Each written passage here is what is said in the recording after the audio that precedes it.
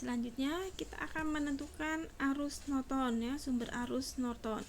Caranya bagaimana? Caranya kalau di dalam sumber ekivalen Thevenin, kita langsung hitung saja ya.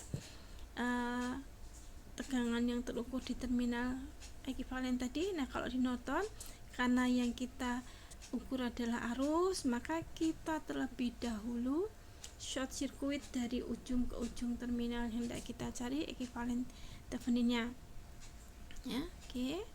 Nah, perhatikan, dengan men-short circuit ujung-ujung ini, maka ya impedansi ZC menjadi tidak akan terlewati oleh arus ya.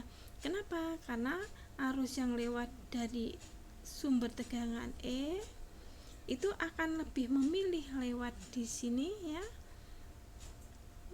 cabang yang ada tanda yang cabang hijau ini daripada ZC, daripada lewat di ZC, karena yang biru ini impedansinya 0 ya, atau mendekati 0 ya, sehingga arus akan lebih memilih lewat ke situ. Oke, nah sekarang maka kita kan tinggal mencari IN. IN ini adalah arus Norton. Kalian boleh langsung menggunakan E ya, dibagi dengan ZR, ZL ya. Atau kalau mau mengulang kembali KVL ya, kita gunakan KVL ya. Jadi min E gitu ya, ditambah ZR dikalikan IN ya. Jadi tegangan di E ditambah tegangan di ZR ditambah tegangan di ZL sama dengan 0 ya. Tegangan di ZR sama dengan arus dikalikan ZR ya. Tegangan di ZL juga arus dikalikan impedansinya ZL sama dengan ya, kemudian ditambah dengan tegangan ini akan sama dengan 0. Oke. Nah, kita dapatkan ini, maka kita pindah ya tegangannya ke kanan, yang tadinya min 20 dengan sudut 0 derajat menjadi 20 dengan sudut 0 derajat. Oke. Tinggallah IN ya. IN sama dengan E dibagi dengan impedansi total. Nah, impedansinya totalnya adalah 3 ditambah C4 ya. Nah, kita peroleh di sini ya. 3 ditambah C4 supaya gampang kita jadikan polar saja menjadi 5 dengan sudut 53,13 derajat. Nah, dan IN akan sama dengan 20 dibagi 5 itu 4, kemudian 0 derajat dikurangi 53,13 derajat sama dengan min 53,13 derajat ampere. Nah, ini adalah arus Norton yang kita cari. Nah, dengan itu kita akan mengubah rangkaian ini dengan rangkaian ekivalen Theveninnya ya.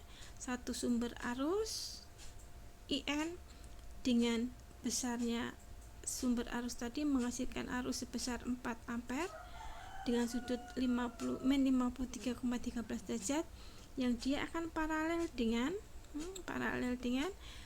impedansi Norton yang kita sudah hitung di atas. Nah, kemudian kalau yang 6 ohmnya mau kita pasang lagi ya silahkan ya, tidak apa-apa kalau misalkan tidak kita perhitungkan. Oke, jadi ini adalah ekivalen Nortonnya.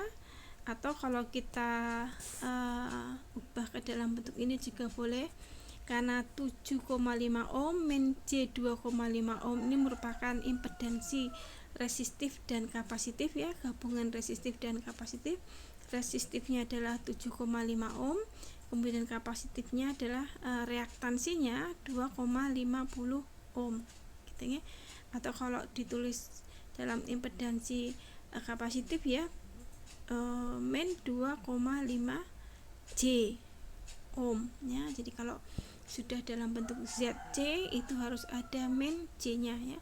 Tapi kalau masih dalam bentuk XC, reaktansi kapasitif, cukup dituliskan nilainya saja 2,5 ohm. Oke. Baik, jadi kita sudah bahas superposisi Thevenin dan Norton. Alhamdulillah, saya cukupkan sampai sekian.